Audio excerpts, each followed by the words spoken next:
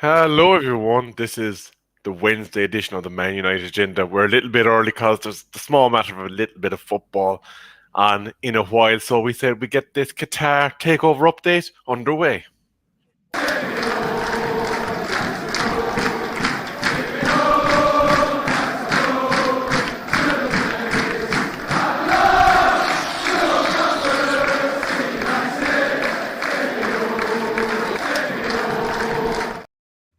Hello, everyone, and you're very welcome to this Wednesday edition of the Man United Agenda. As always, we have OMONDI Juma in the house. CALLULA is back for her second night in a row. And Mr. B, I feel like I haven't seen. There's one night that I haven't yet seen you at this stage because me and you were at it again. It's what we do, man. It's what we do, man. Let's get the show on the road. Let's get the show on the road. Yes, indeed. So this one is going to be a little bit different to our other takeover updates. We want the viewers to start coming in, asking their questions, picking our brains as to what we think, and even maybe giving their viewpoints on the takeover. Because today, UEFA have apparently said that they will not stand in the way of a Qatari takeover of Manchester United. It is believed that the bid will come on Friday and is going to be in the region of 4.5 to 5 billion pounds. They will not match the Glazier demand of 6 billion plus, and they have mega plans for the stadium and the surrounding concourse. So, Mr. B, I'm going to start with you. The stadium itself, it's obviously something that has been the bone of contention during the Glazier tenure. It's dilapidated. It's been left to rot and ruin. The plans that they have, including five-star hotels, they're just jaw-dropping, really, aren't they? They are, but they need to see they're showing their backside now to get people tempted, to get people excited. Obviously, we don't have a choice anyway. To be fair, we know it's going to go to the highest bidder, whether it's the Qataris, whether it's what's his name, the Radcliffe. It's going to be they don't have a. I don't think they have a preference. It's just about money. So if all of them bid exactly the same, just out of curiosity, what does that mean? Do they then have to choose who they bid, or what's the situation on that, Rebel? Because I suppose everybody's going to have plans for the outside of Old Trafford, and a new stadium or a revamp or whatever. So let's just say, for argument's sake, I'm sitting in Joe Glazier's seat, and the 3V are the bidders in question. You all bid £4.5 billion. If I am willing to sell at £4.5 billion, then I look for maybe a little bit of a more favourable condition and see which one of you is willing to grant it to me, and then make my choice based on what is the best offer for me. However, if I'm not prepared to sell at that figure, I'd turn around and go, OMONDI, it's 5 million, take it or leave it. Mr. B, it's 5 billion, take it or leave it. CALLULA, it's 5 billion, or if you want to buy it at 4.5 billion, I want to retain 10%. All right, yeah, I'll go for that. what retaining 10%? If I no, get Man United, CALLULA. Yeah, I'm just taking the Mickey. I was thinking, you know what? I'd love to have that team. Let's go. How do you know? How do you know this HD gamer? Sorry, how do you know? How do you know he's only billing 3.2 bill? What insider knowledge have you got? Please spill the beans. Sorry, CALLULA, for cutting you off. No, I want to know what he's going to say. Give us the beans. Okay. I'd imagine where this is coming from is that he's doing the mathematics on the liquid cash of the company and the loan that they have secured for the Glazier debts. Yeah. So obviously it's something that they're falling short on liquid cash to be able to go any higher, I would assume. So listen, guys, you know me, I'm not really a financial person or everything, but I'm sure there's a lot of questions coming in. Make sure you ask the questions tonight, guys. It's only a short show. So it's not down. The Glazers are not going to say, all right, you guys have got a better proposal for the benefit of the long-term future of the club. So do they present it's like they have to sort of present themselves to the Glazers and say, is it just about the money, or do you think that the Glazers are interested in the future of the club, the building of the stadium, what they're going to secure? Is that it's the job interview, isn't it? They're applying for the job. So will these companies coming in, the Radcliffe and the Qatar company, will they be saying we're going to do A, B, and C, trying to impress the Glazers, or is it just about simply how much they're willing to give them money? Because they did say 6 billion, initially. Now the people are talking about 4.5.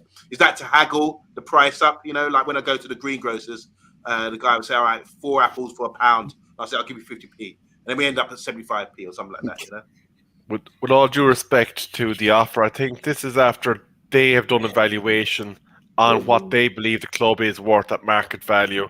And then they're going, well, we're going to have to put $1 billion to $2 billion into stadium, another 500 million into Carrington, another whatever into covering the loan. And they're kind of going up, well, by the time you add it all together, it's 6 to 7 billion of a commitment before you touch any of the staffing upstairs, any of the transfers. So there's a large commitment up front. And in terms of the them trying to wow the Glazers don't care. They just want what they can get up at the top line that they can trouser and walk back to market with. No, I completely agree with that, because I do think it would be weird for them to care now. Because if you have a look at the track record of the Glazers, they don't care.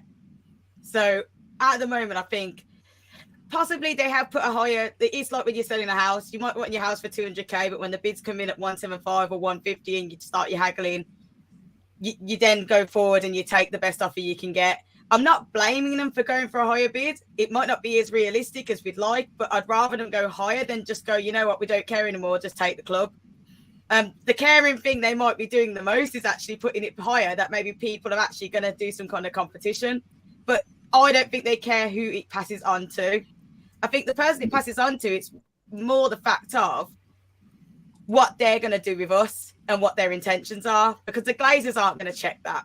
That is the real fear with us. And I think we've, as you say, Qatar, if built, they didn't like the surroundings, so they wanted to, with the like 5-star hotels, was it, and everything else. If they're going to put in whatever they want to implement, and then it's going to give more work to the community as well, it's a good deal, and it makes the Glazers go away, because I really want them to go away.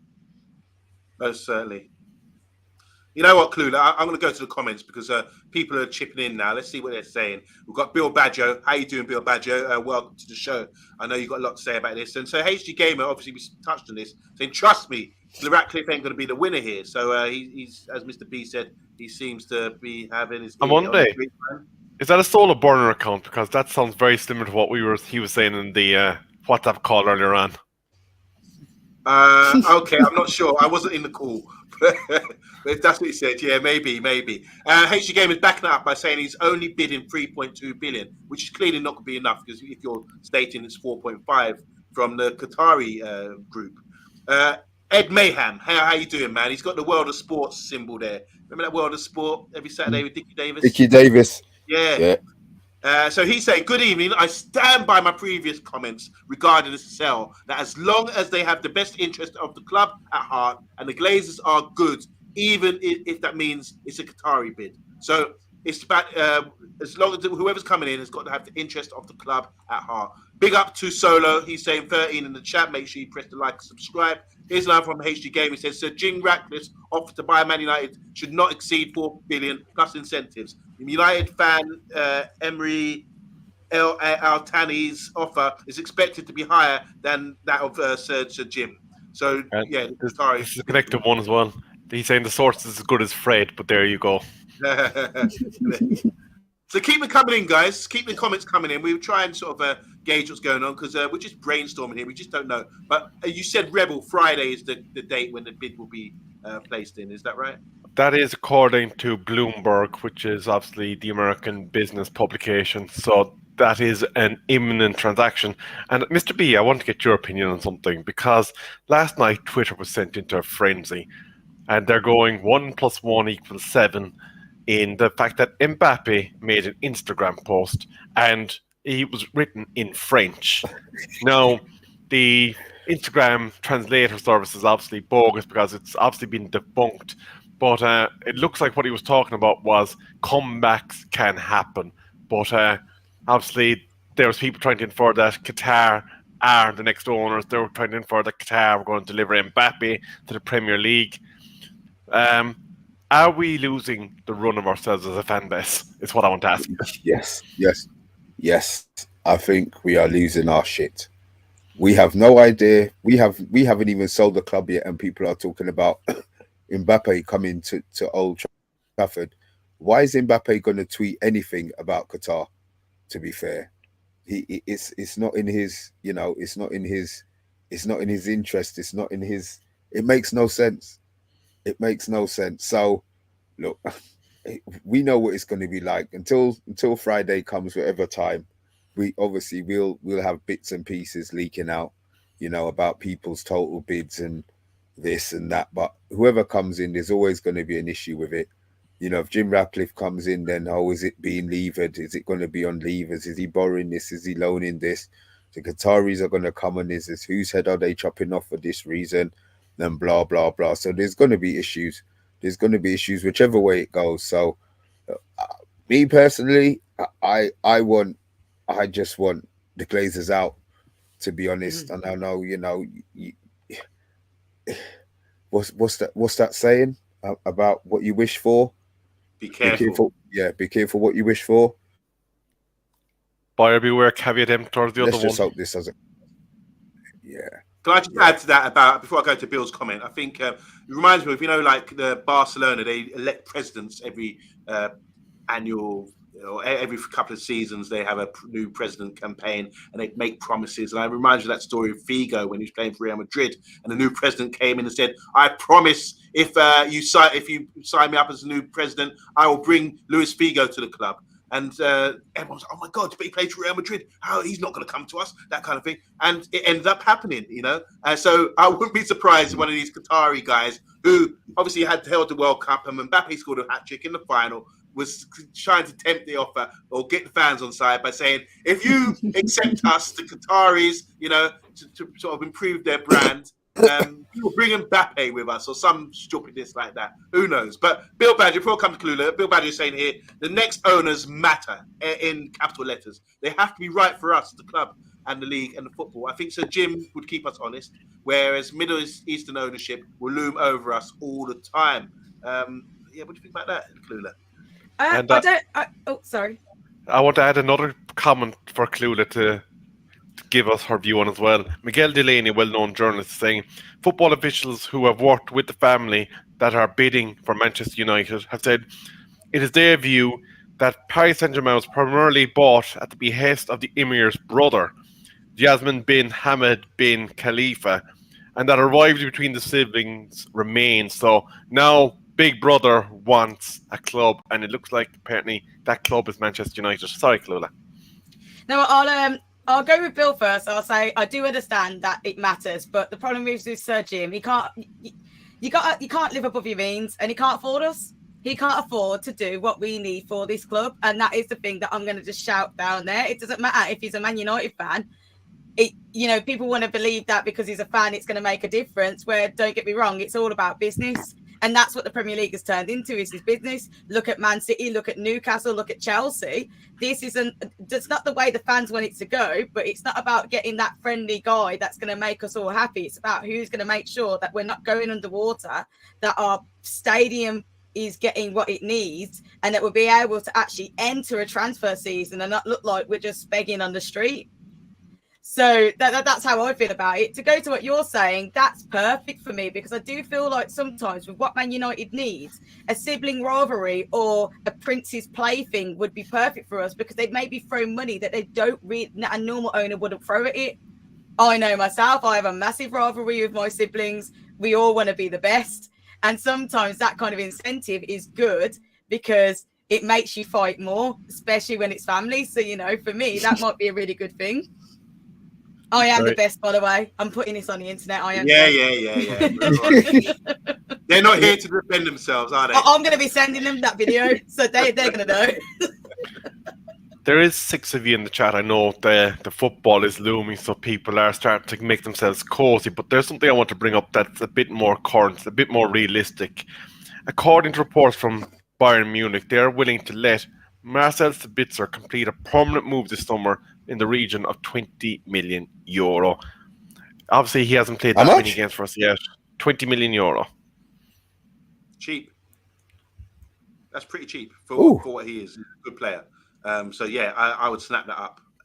I don't know what you think, guys, on the panel, but I think we will see. Let's judge it by May, and let's have a better judgment by then, because we can see how he plays. He only played a couple of games so far, but I think 20 million for Sabitzer is very good, and I would take that. He would be a good squad player. And be a great tandem, I think, with Ericsson. Well, yeah, like for With like, in Eriksen. a way they can play together, or they can sort of, be replace each other. Because Ericsson is 31 or so, Sabitzer's sort of late 20s. So yeah, good signing. Bill Badger is saying here, Jim has ties to loads of sponsors. Mercedes for one. Obviously, Ineos, tire manufacturers. Nice sorry, I like my biscuits. Nice could be a lone feeder club. He comes with perks, so there you go.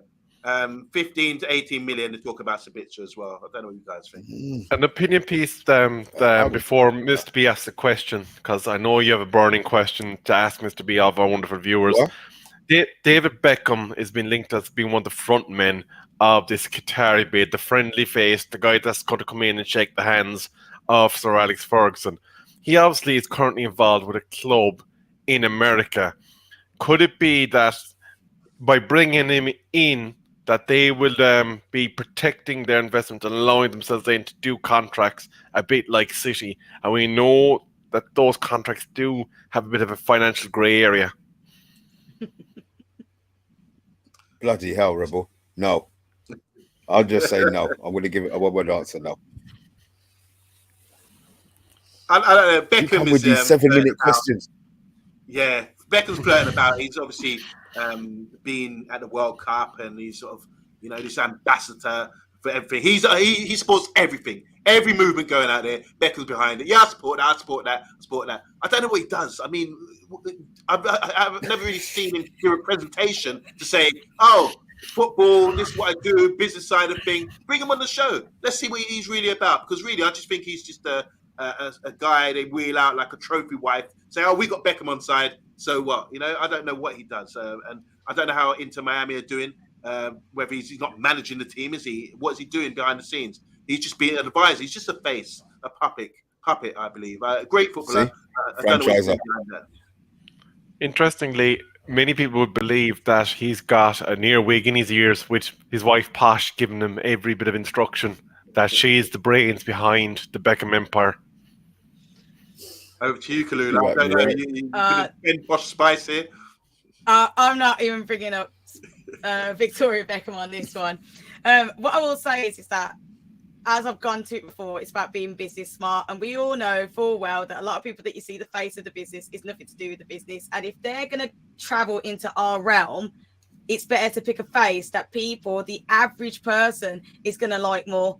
So puppeteer or not, undercover genius that we've never seen or not, it's a very good business move to use his face, especially after the World Cup, having been an ambassador there as well. And he's obviously established a connection with them. He's been seen at a game as well. And I just feel like if you're gonna do it, then that's the right person, because he no matter what, we have to admit that Beckham's global.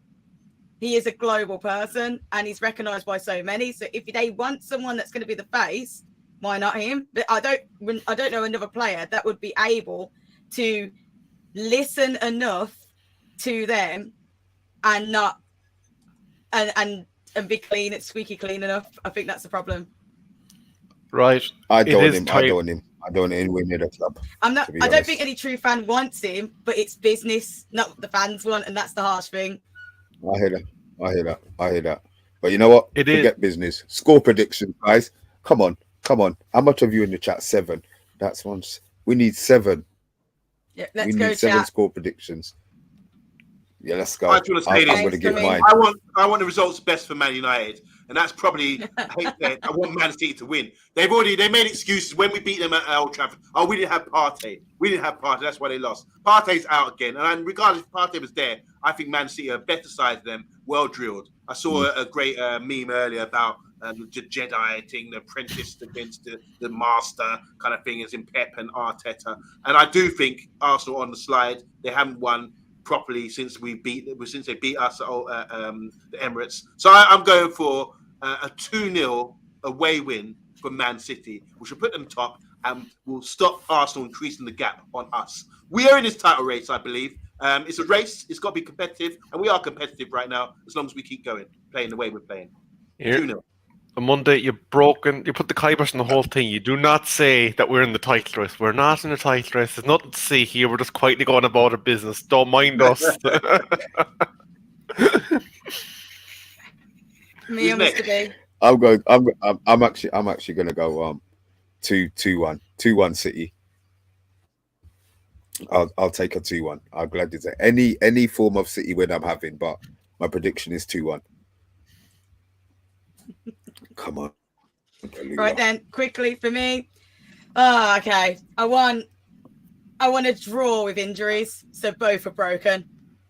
That's really what I want. In a horrible world, I want a draw, and both teams I want to see broken.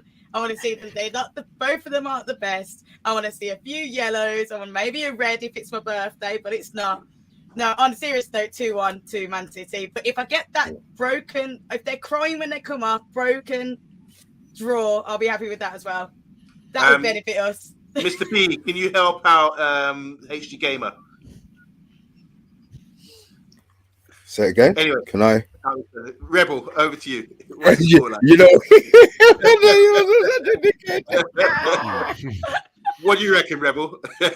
Well, I think on Monday, CALLULA, Mr. B, it was an absolutely fantastic chat tonight. We have had a lot of interesting comments about potential bidders, but as Mr. B rightly pointed out, we will be the ones that will be sitting on the sidelines come the end of all this. Tonight, it's just another game, and I'm going to sit in the fence. So, no. You better say, no, don't you dare. You've got a minute. You better say a score. But you're hosted on that seat, getting Errol Splinters up here, but you can't do that. Come on. Not with us. You better give a score. We know. 3-0 City. Good on you. Okay, all right. And we're out. Good night, everyone. Good night.